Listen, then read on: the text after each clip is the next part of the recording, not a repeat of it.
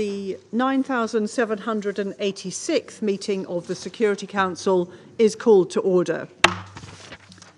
The provisional agenda for this meeting is reports of the Secretary-General on the Sudan and South Sudan. The agenda is adopted. I give the floor to the representative of France. Merci. Thank you, Madam President. I believe that the situation in Sudan is tragic. France wholeheartedly endorses the draft resolution proposed by the UK, and we're grateful to you for it. And I think it's essential for this draft to be adopted. I have the impression that the conditions are not quite there yet as we speak, and I would suggest perhaps that the Council discuss this in consultations now to make sure that this draft can be adopted. Thank you.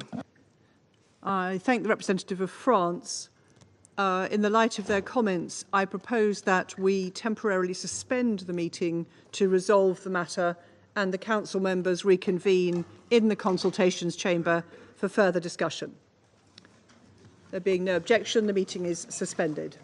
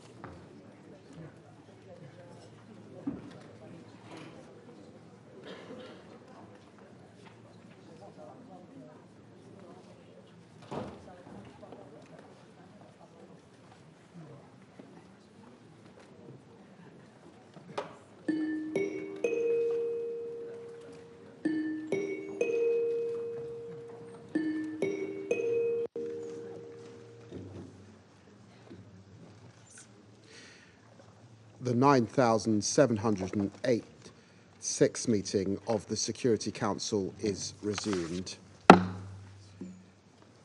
In accordance with Rule 37 of the Council's Provisional Rules of Procedure, I invite the representative of Sudan to participate in the meeting.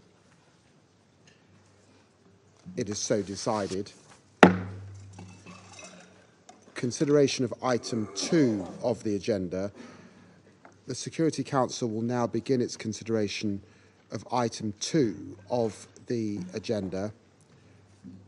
Members of the Council have before them document S 2024/826, the text of a draft resolution submitted by Sierra Leone and the United Kingdom of Great Britain and Northern Ireland. The Council is ready to proceed to the vote of the draft resolution before it. I shall put the draft resolution to the vote now.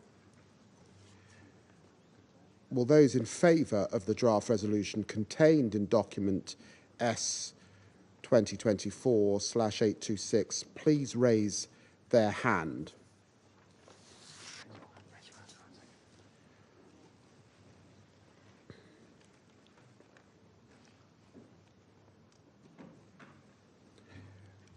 Those against?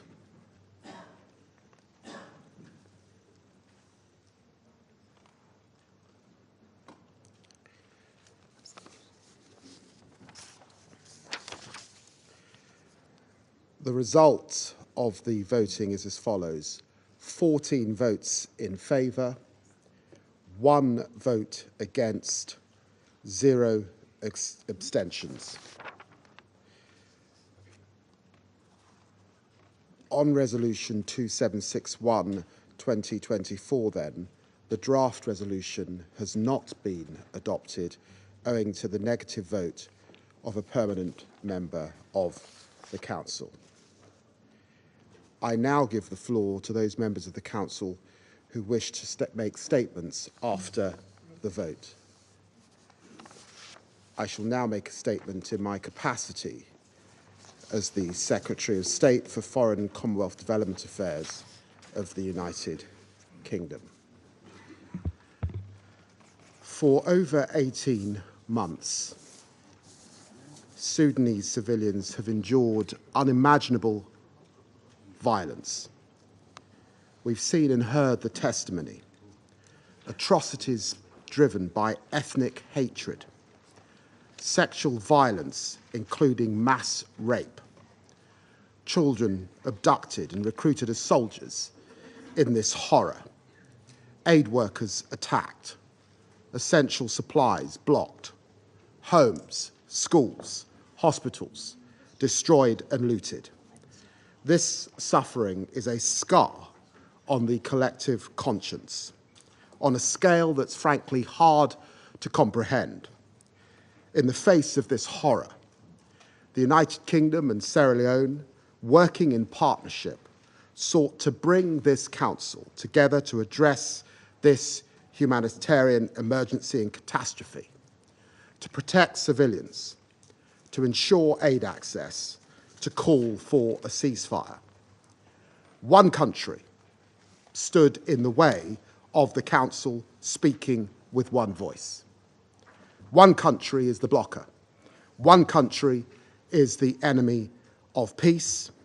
This Russian veto is a disgrace, and it shows to the world yet again Russia's true colours. Shame on Putin for waging a war of aggression in Ukraine. Shame on Putin for using his mercenaries to spread conflict and violence across the African continent. And shame on Putin for pretending to be a partner of the global south while condemning black Africans to further killing, further rape, further starvation in a brutal war. I asked the Russian representative, in all conscience, sitting there on his phone, how many more Sudanese have to be killed? How many more women have to be raped? How many more children have to go without food before Russia will act? Russia will have to explain itself to the entire United Nations membership now. While Britain doubles aid, Russia blocks aid access. While Britain works with our African partners, Russia vetoes their will. We tabled this resolution to show the Sudanese people and the world that they are not forgotten. This text would have called on parties to agree humanitarian pauses, to ensure the safe passage and get aid to where it's needed. It would have galvanized support to local groups who are taking unimaginable risks to protect their communities. And it would have increased pressure on the warring parties to agree a ceasefire by supporting mediation efforts. Mean, nasty, and cynical. Russia's veto today sends a message to the warring parties that they can now act with impunity, that they can ignore their commitments and responsibilities to protect their own people. Let me be clear. I will not stop calling for more action to protect the people of Sudan. I will not stop calling for more aid. I will not stop working with our partners in Africa and around the world to help. The UK will not forget Sudan. I resume my function as President of the Council and give the floor to the representative of Sierra Leone. Thank you, Mr. President. We acknowledge the significance of co-penning this important resolution with the United Kingdom and commend the United Kingdom for the diligent and tireless efforts in the negotiations of the draft resolution, including to widely consult as co-pen holder. However, Sierra Leone regrets that the resolution on the protection of civilians in Sudan has not been adopted, despite genuine efforts made to find a consensus among member states. Sierra Leone co-penned this resolution not only to respond to the devastating situation for civilians in Sudan, but also due to the parallels between the violence and international humanitarian law violations in Sudan and our challenging experience during our civil conflict, particularly the devastating impacts on women and children. We recall the UN Security Council's 1999 decision to entrust UNAMSIL with the protection of civilians mandate in Sierra Leone, marking a turning point in our conflict and ultimately leading to the Lomé Peace Accord. Let us be clear, the draft resolution did not mandate troop deployment in Sudan, in line with the Secretary General's assessment.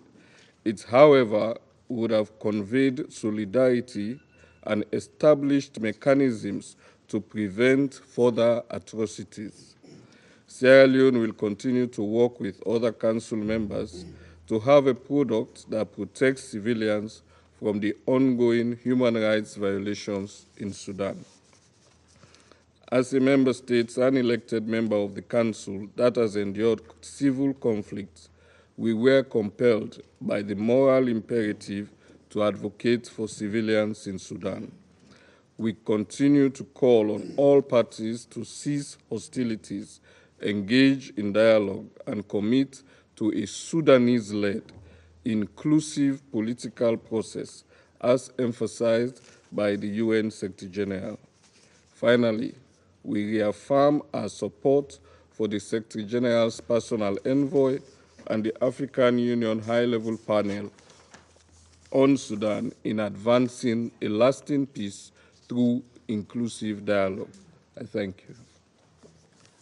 Can I thank the representative of Sierra Leone for their statement and now give the floor to the representative of Japan. Thank you. The Right Honorable David Lammy, President of the Security Council, for giving me the floor. We commend Sierra Leone and the United Kingdom as the co-pen holders for leading the Security Council to promote protection of civilians in Sudan by responding to the Secretary General's recommendations.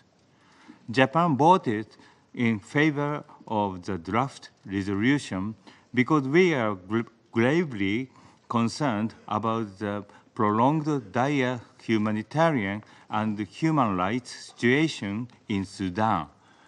We believe that the Security Council must fulfill its responsibility and taking action in response to this tragedy as soon as possible. Japan engaged in the negotiations constructively. We therefore regret that this Council was not able to adopt the resolution due to casting veto by Russia in spite of the Council members' active diplomacy.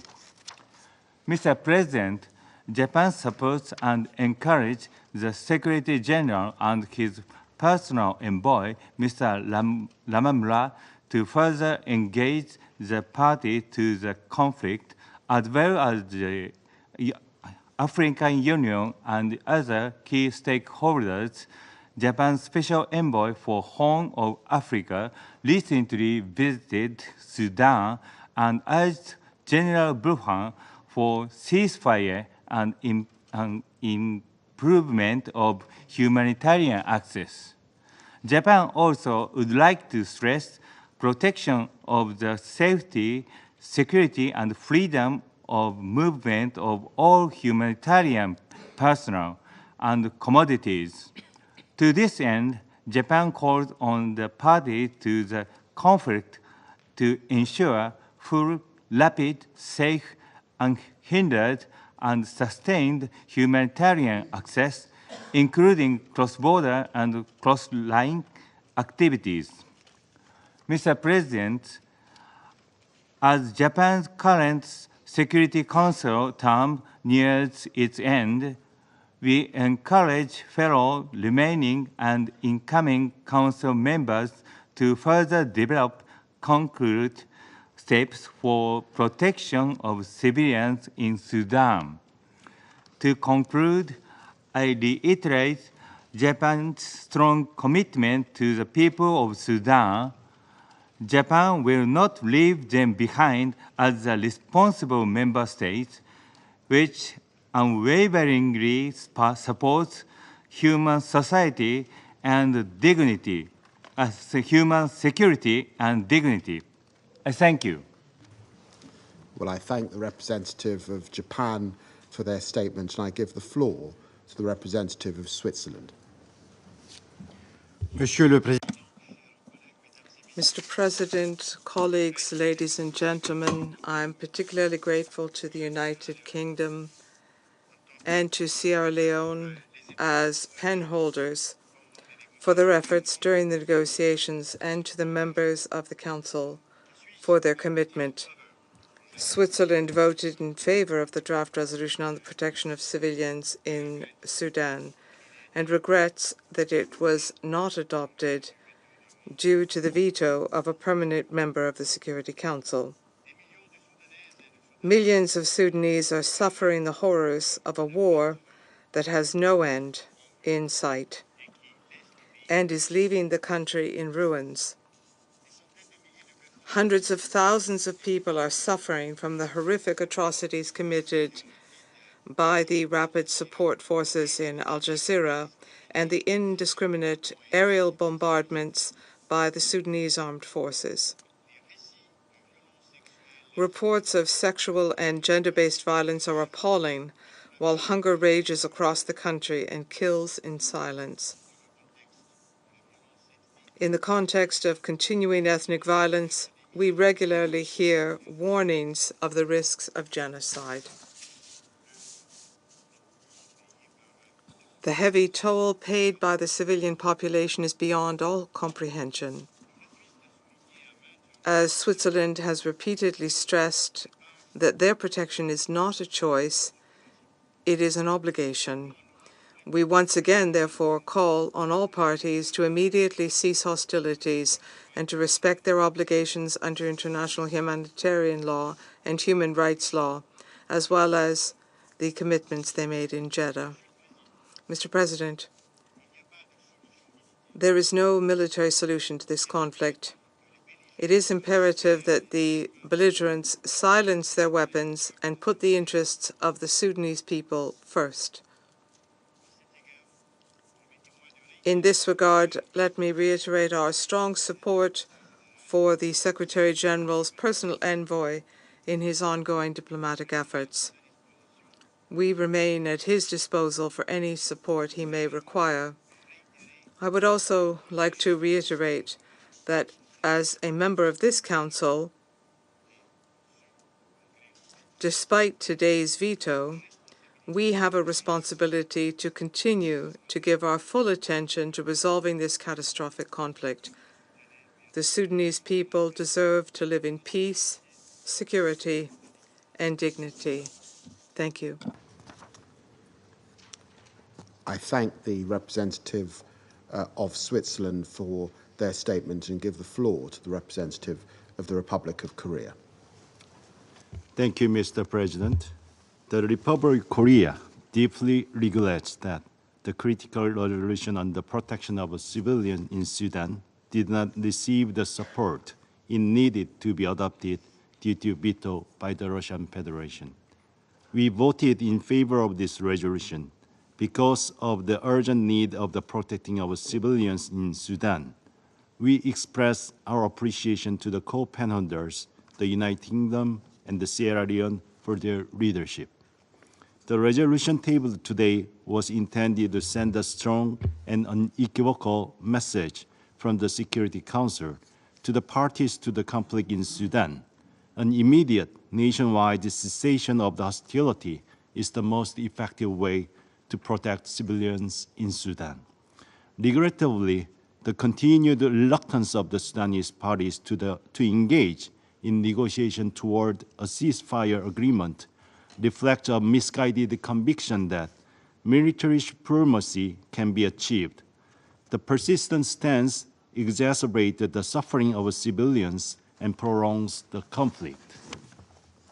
Unfortunately, we do not have a new resolution to call on the parties to conflict back to negotiation table, but we urge once again both parties to the conflict to work expeditiously towards a robust, transparent mechanism to ensure their commitments translate into meaningful progress on the ground. Moreover, while we welcome the decision by the Sudanese authorities to keep the Adria crossing open, we call on all parties to conflict take further steps, including the lifting of time restrictions, to facilitate unimpeded and sustained humanitarian assistance. Despite the failure to adopt this resolution today, it is imperative that Security Council continues its collective efforts to end the conflict in Sudan and prioritize the protection of civilians. We reaffirm our commitment to support these critical endeavors. I thank you, Mr. President. Well, I thank the representative of the Republic of Korea for their statement, and I give the floor to the representative of Malta. Thank you, President. Malta thanks the co-penholders, United Kingdom and Sierra Leone, for their extensive efforts on this resolution. Malta deeply regrets that it was vetoed when it enjoyed the support of all other Council members.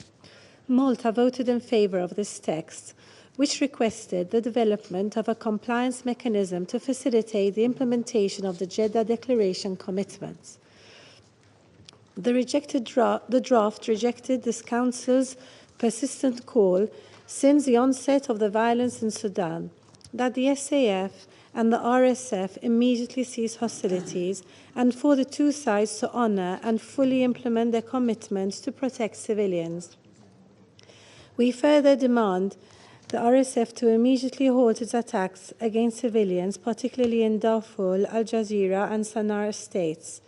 The continued assault by the RSF on El Fashar must stop. We also remind all member states of their obligations under the 1591 sanctions regime.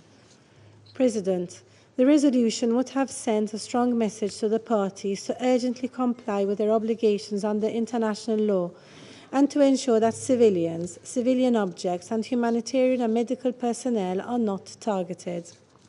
women and girls continue to face deplorable levels of sexual and gender-based violence, while children continue to be victims of violence and abuse. Perpetrators of such crimes and violations must be held accountable through transparent and independent accountability mechanisms. We also call on all parties to sustain the passage of humanitarian aid through all available cross-line and cross-border routes. In this regard, we welcome the recent decision by the Sudanese authorities to renew a 3-month extension of the Adreb border crossing. To conclude, President, we will continue to support Person Envoy Lamamra and encourage him to continue his coordination with the African Union and other partners.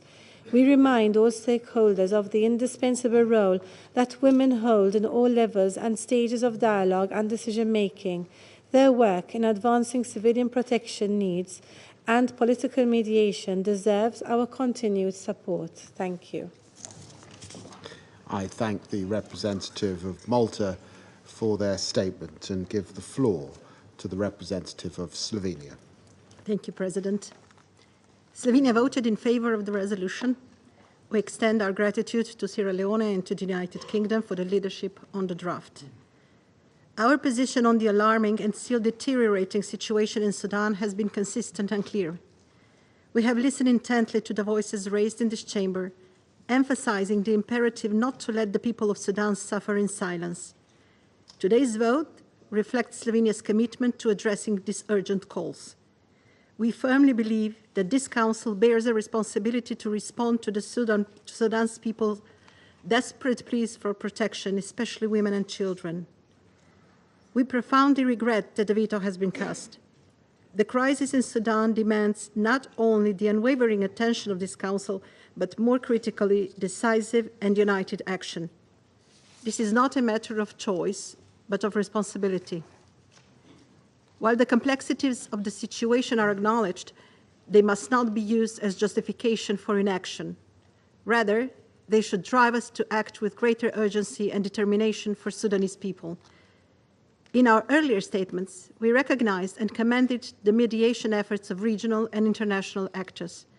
Today, we reiterate our call for this Council to exhibit the same collective resolve.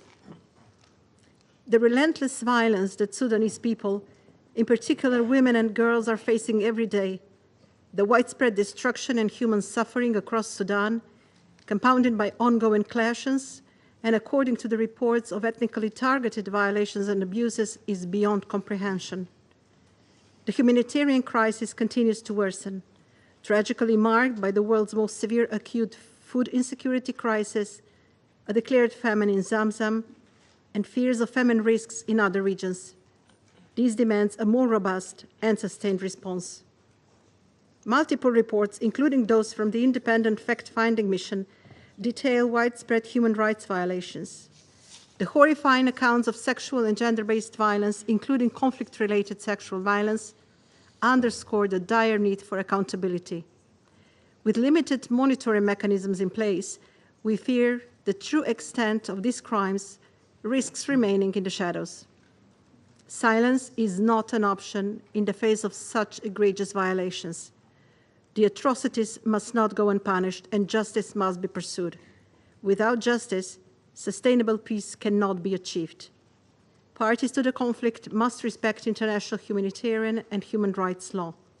Safe, rapid, and unimpeded access to humanitarian aid is essential across all parts of Sudan.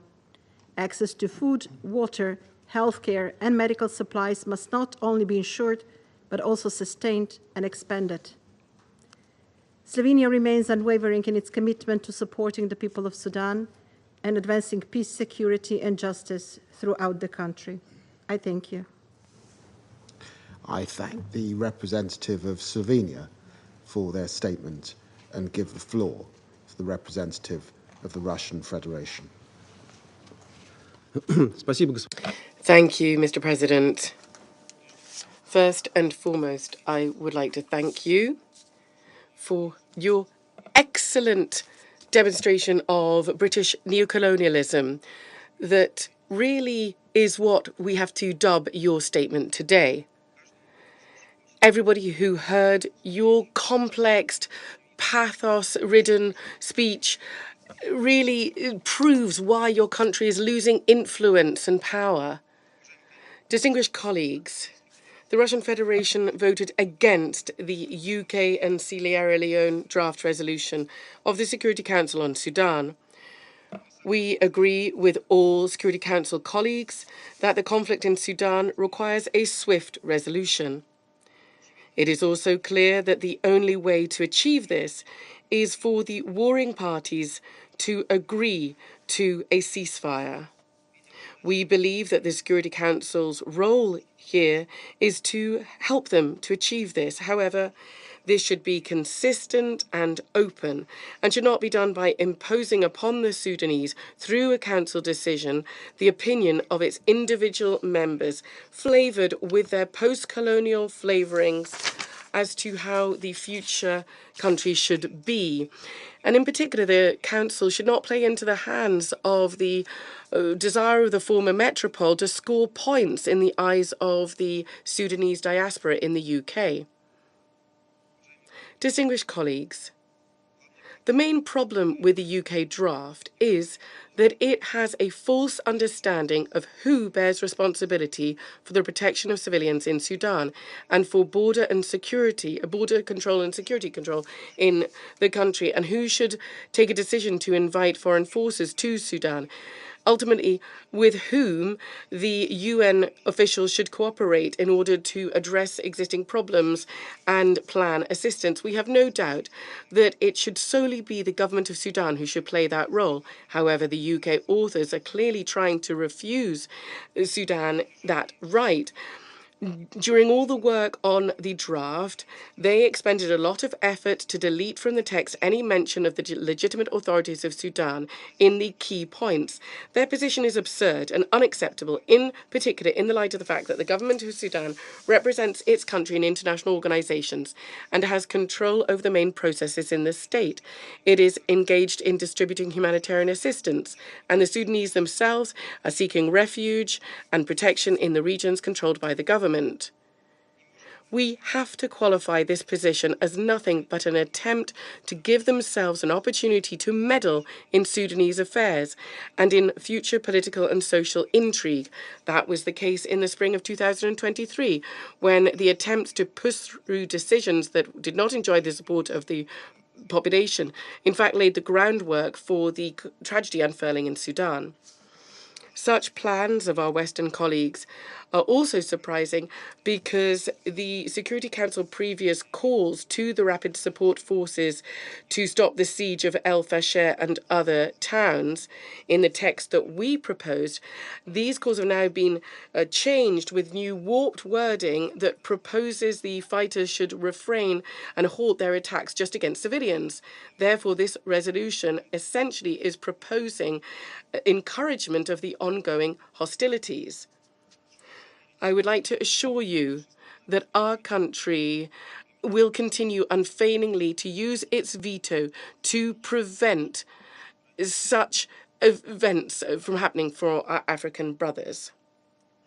Furthermore, we categorically do not accept the idea in the draft of using external accountability mechanisms to ensure accountability for acts of violence. Such bodies such as the ICC have proven to be totally ineffective regarding Sudan and other situations. We are convinced that a referral to a judicial system should remain the sole prerogative of the government of Sudan.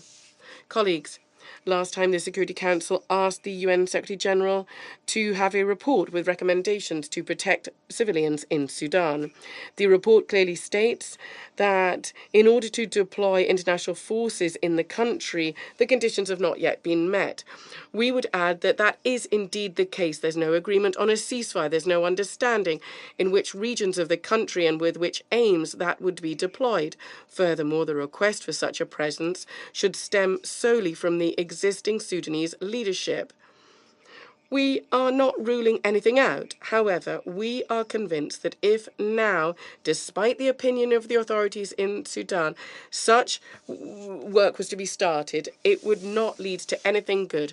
The ill-thought-through peacekeeping endeavour during the active phase of a domestic conflict and its widespread geography might be a total disaster.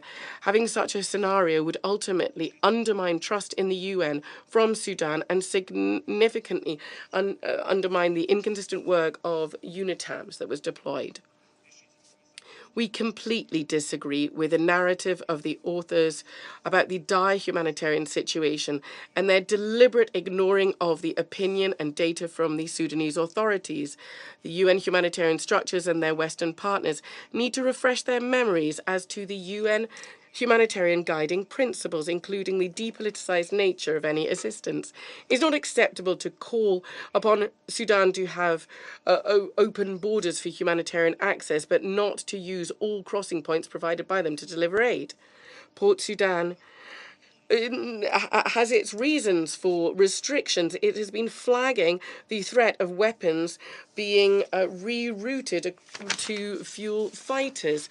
It's possible, or rather, instead of calling for transparent borders, maybe it would be better to get to the bottom of the Sudanese concerns. We believe it's very important for any steps in the humanitarian area to be agreed solely with the Sudanese central authorities. In fact, Washington and London are continuing to play with this subject for their purposes, and through unilateral sanctions are hampering efforts of the country's leadership to provide assistance to the people. Colleagues, we urge you to take a calm look at the way the Sudan is being addressed in the Security Council without a constructive and involved cooperation from each Security Council member with the government of Sudan, without a sincere desire to assist the Sudanese people overcome their difficulties.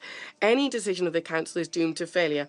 We would urge you to avoid the tactic of upping the ante. The personal envoy of the SG Lamamra is continuing his efforts. We must give him time and the political opportunity to talk to all those who have an influence on the situation, be these internal or external players.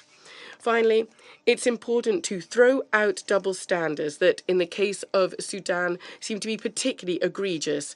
Those very countries who, regarding Sudan, are calling loud and clear of the need for a ceasefire and requiring both parties to halt violence and to protect civilians, well, in the case of Gaza, are giving carte blanche to Israel to continue the escalation and are paying no heed whatsoever to the egregious violations of international humanitarian law by the Israeli army. They are holding aloft the right of Israel to self-defense and to protect its civilians. However, when we're talking about Sudan, the same right of its government is rejected.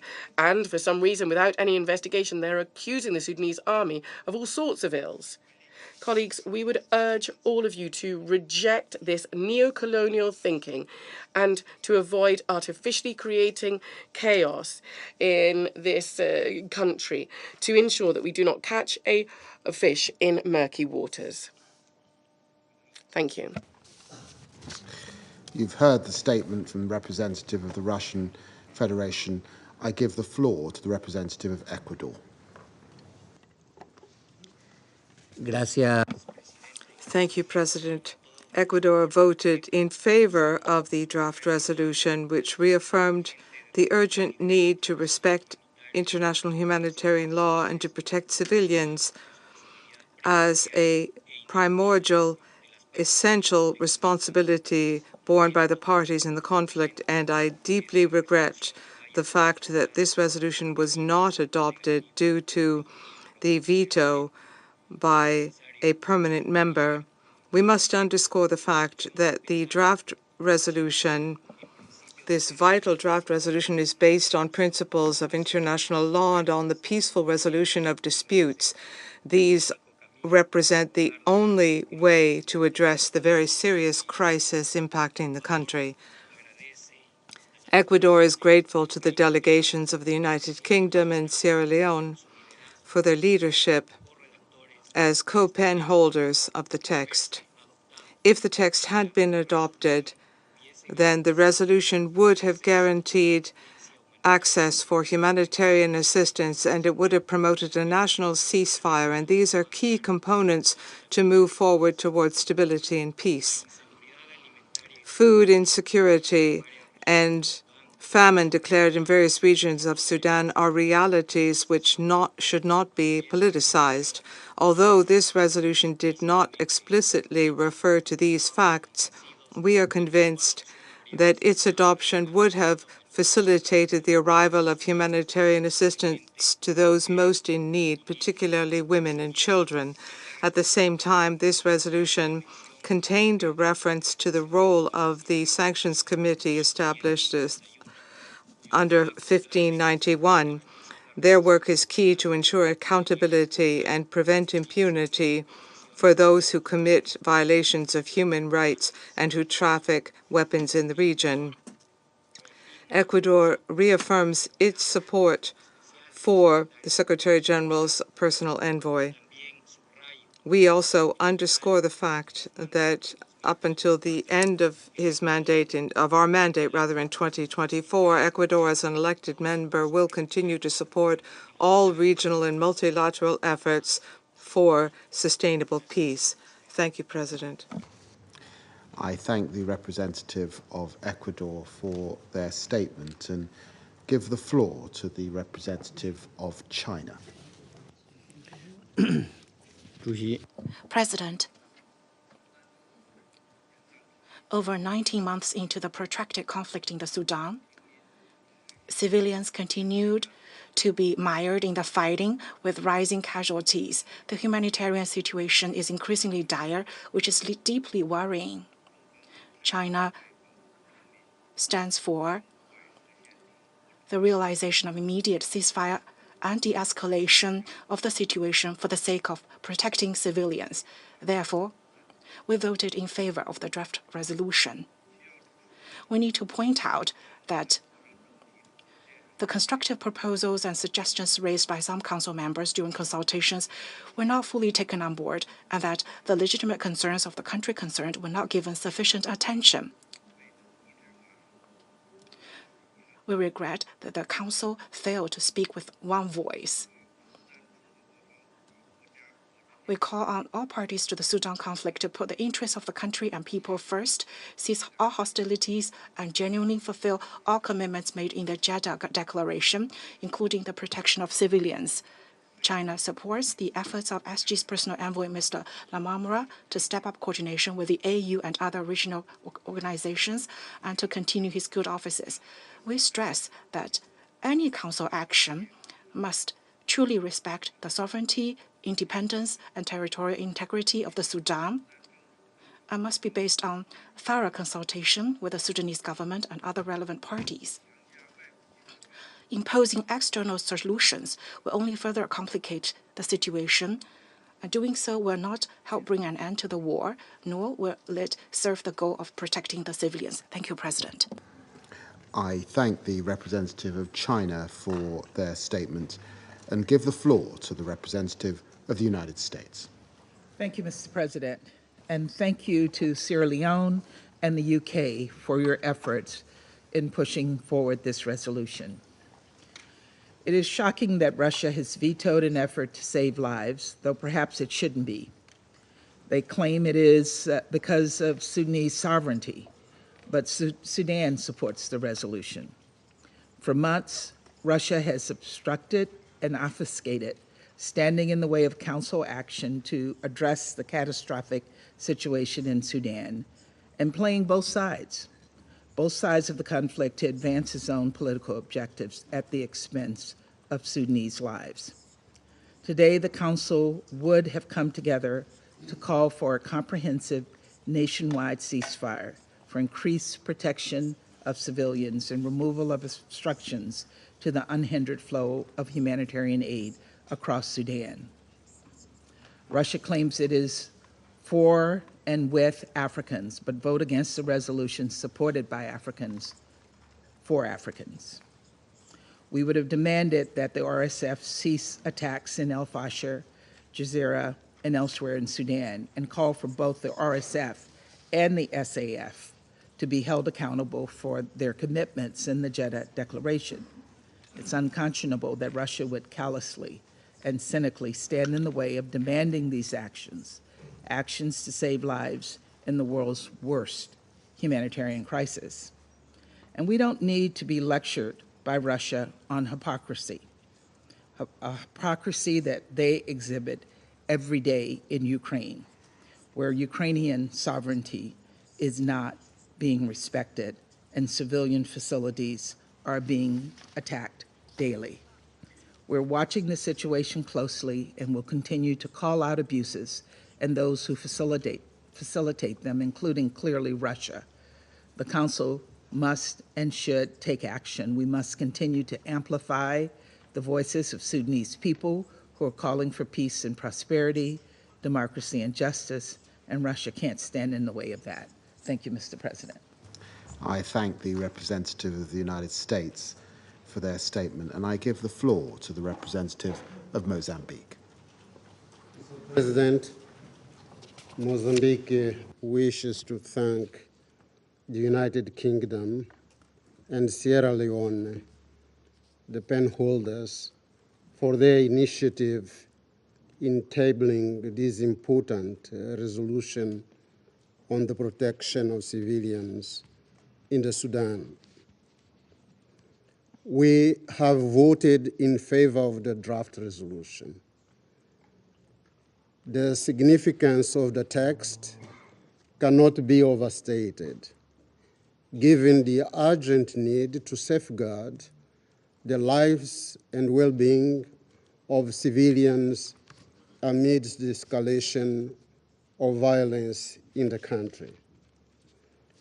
Recent reports of horrific attacks against civilians, including mass food poisoning in Gezira State, and the worsening humanitarian situation have further stressed the sense of urgency for a swift response to protect civilians in the Sudan. The collaborative efforts of nations in addressing such critical issues are therefore vital for the promotion of an immediate ceasefire, peace, and stability.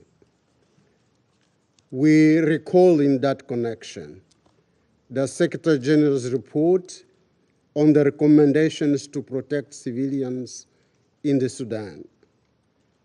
We fully agree with his assessment on what is feasible and what is not at this point in time. We are of the view that the Secretary General's report constitutes a good basis to guide the Security Council's continued discussion on concrete and realistic measures to support efforts to protect civilians in the country. The text we have just acted upon underscores our collective concern with the safety and security of the Sudanese people. It advances the need for a compliance mechanism to facilitate the implementation of the Jeddah Declaration commitments.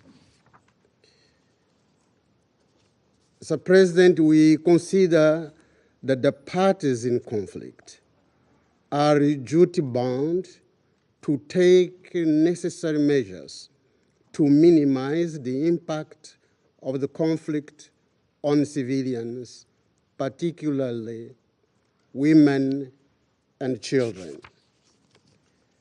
Mr. President, Mozambique remains convinced that the most sustainable approach to protect civilians in the Sudan is to end the conflict. There is no humanitarian solution to humanitarian problems. In the present case, coordinated efforts are needed to persuade the parties to commit to a ceasefire and engage in meaningful negotiations to a definitive cessation of hostilities. Coordination between different mechanisms both regional and international, is fundamental, considering the multiplicity of peace initiatives on Sudan. The effectiveness of these initiatives hinges on how well they are coordinated and integrated. In this connection, we wish to express our strongest support to the personal envoy of the Secretary General, Mr. Ramtane Lamamra, for his excellent work for peace in the Sudan. Mr. President, Mozambique reiterates its support for the unity, sovereignty, and territorial integrity of the Sudan. We stand ready to continue to constructively engage with the members of the Security Council towards peace, stability, and prosperity of the Sudan and its people. I thank you, Mr. President. I thank the representative of Mozambique for their statement, and I give the floor to the representative of France. Mr. President, France deplores the fact that the Security Council has not managed to adopt this resolution because of the veto levied by Russia without any convincing justification. The draft proposed by the UK and Sierra Leone, to whom I paid tribute, it was calling for a ceasefire. The situation in Sudan is disastrous. There was an urgent need for this council to call for this. Here, as elsewhere, the humanitarian crisis can only be settled if weapons are laid down. 14 members of the Security Council supported this text, and Sudan as well. France does hope that this council can, as soon as possible, shoulder its responsibility and set up a ceasefire. We also would like to support the efforts of the personal envoy, Mr. Lamara. Thank you. France for their statement, and I now give the floor to the representative of Algeria.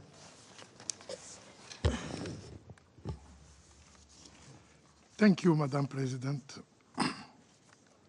We wish to thank the United Kingdom for their efforts during the negotiation process of this resolution we finally supported. As the conflict in Sudan is reaching an unprecedented level of violence and tension, the protection of civilians has to be our top priority.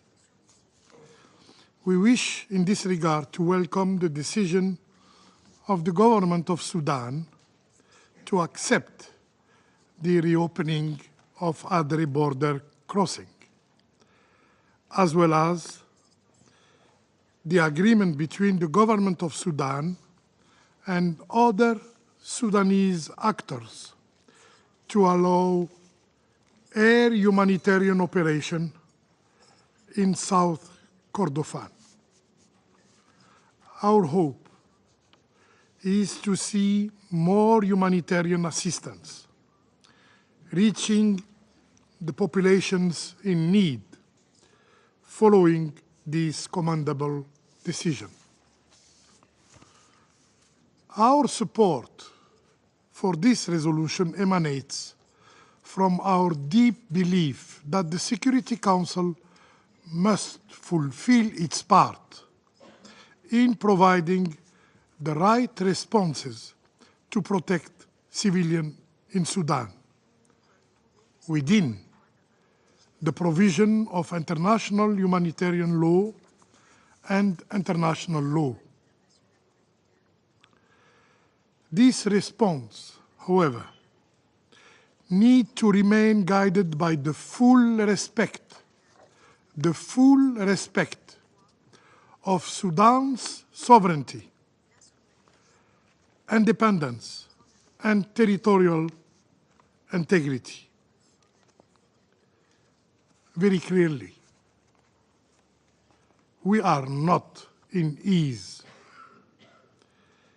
with the propension to place the internationally recognized government of Sudan and the Sudanese Rapid Force on an equal footing.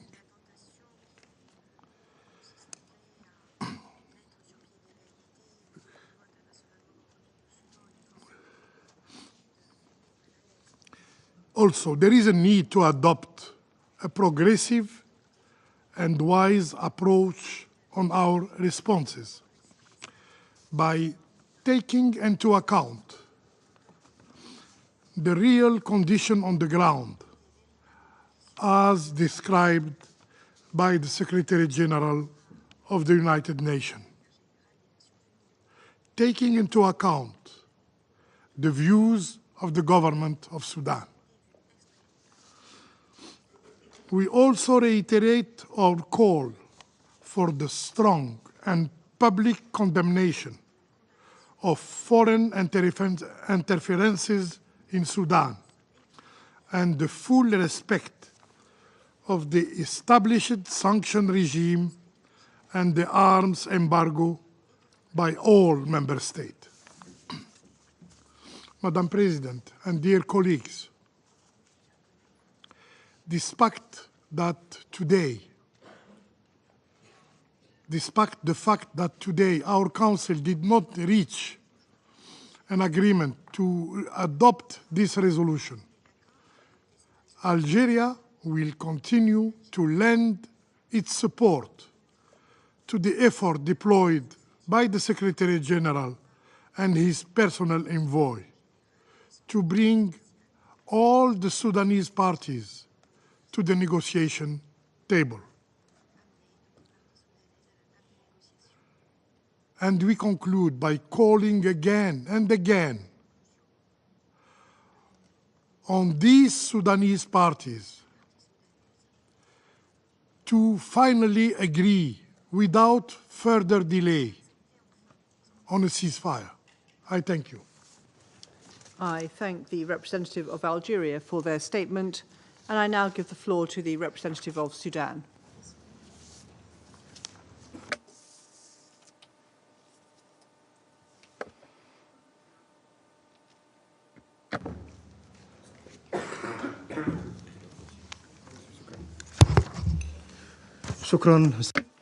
Thank you, Madam President.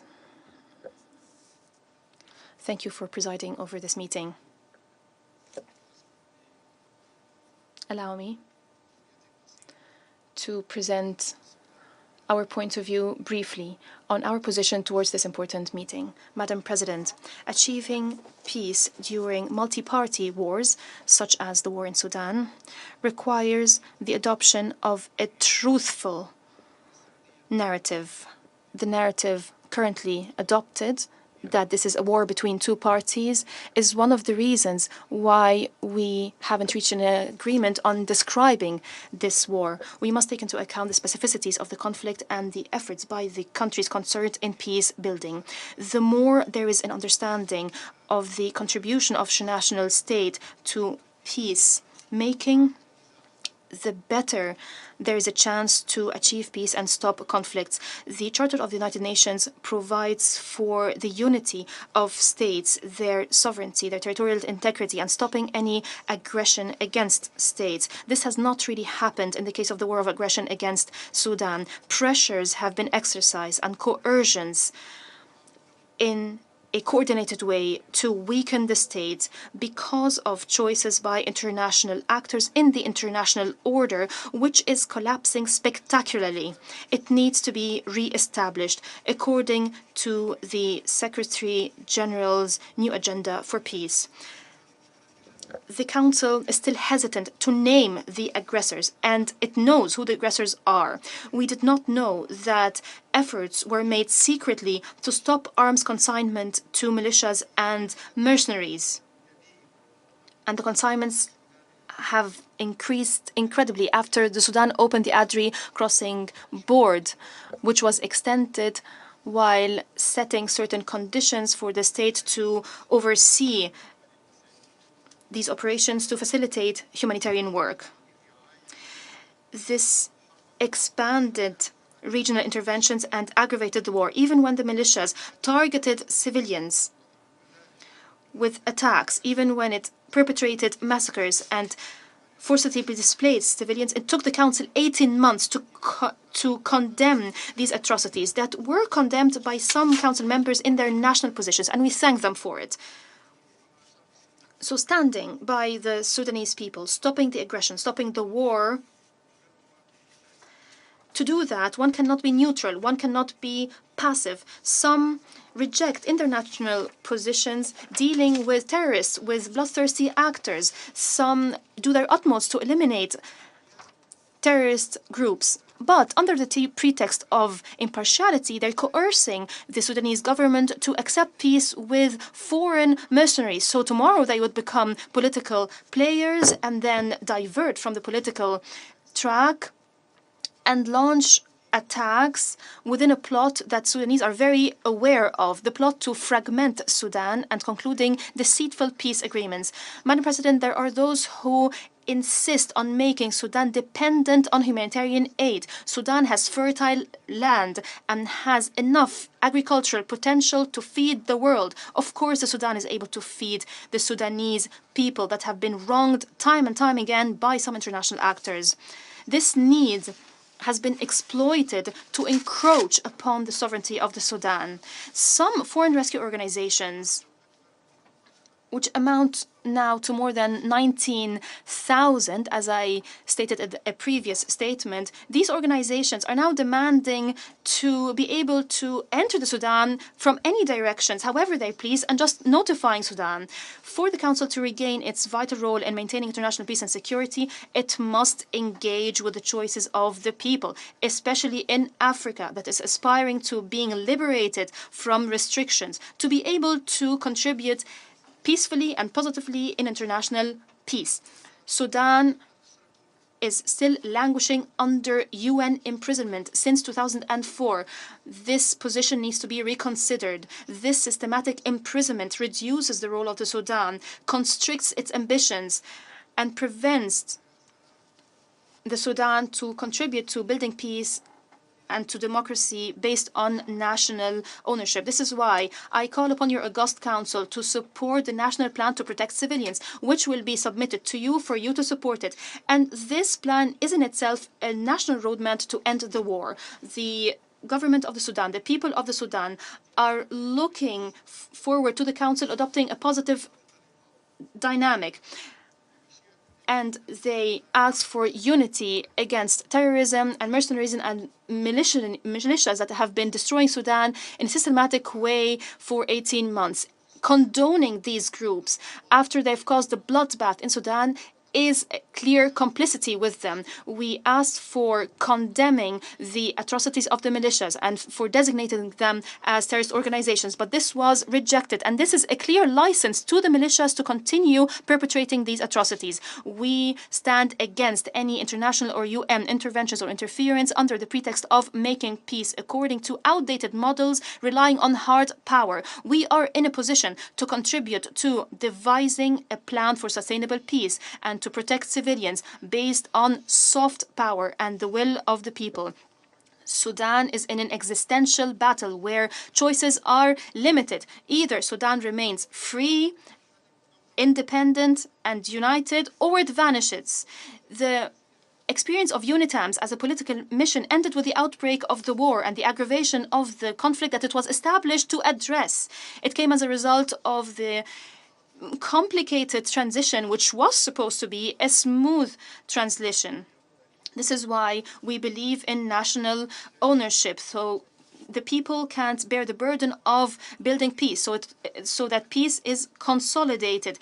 Peace building doesn't come from above, cannot be based on a formula imposed from above or imposed by donors to re-engineer Sudan according to their whims and even choosing who would rule Sudan. Sudan will stand against the foreign interventions that aim to fragment the Sudan and strengthen the militia and the mercenaries, so that the Sudanese army doesn't win in maintaining the unity and territorial integrity and repel the mercenaries. Videos circulated online have exposed the diabolic agendas of these mercenaries. They are enjoying causing a deliberate genocide incrementally against the Sudan to serve the agendas of international actors that are sponsoring these mercenaries. Within this narrative, international actors are destroying the capacity of the army by imposing an arms embargo.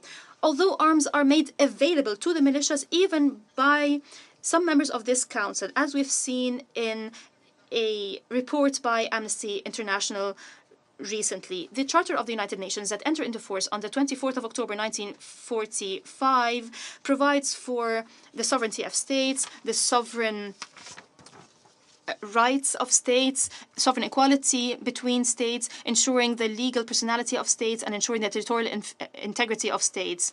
Some parties are violating all of this, which is inconsistent to the cosmetic paragraph that we see in the preambles of resolutions by the Security Council on sovereignty. We look for the Security Council to stand with the Sudanese state, to suppress the aggression that threatened international peace and security, that killed Sudanese, sponsored by the UAE. And we ask not to turn diplomatic efforts to settle the conflict to international tutelage pushed for by certain actors to serve their own interests. It has nothing to do with peace or stopping the war.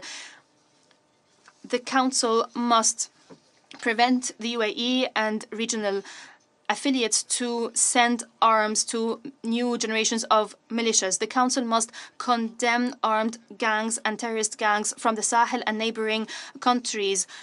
They are violating the Charter. They are perpetrating atrocities. They're displacing people, and they're bringing people from the outside to occupy the homes of Sudanese residents. They're even using AI against the territorial integrity of the Sudan. The Secretary General, in his policy brief on the new agenda for peace, stressed the need to uphold the Charter as conflict and terrorism are on the rise. He called for non-interference. He called for adopting regional initiatives to settle conflicts.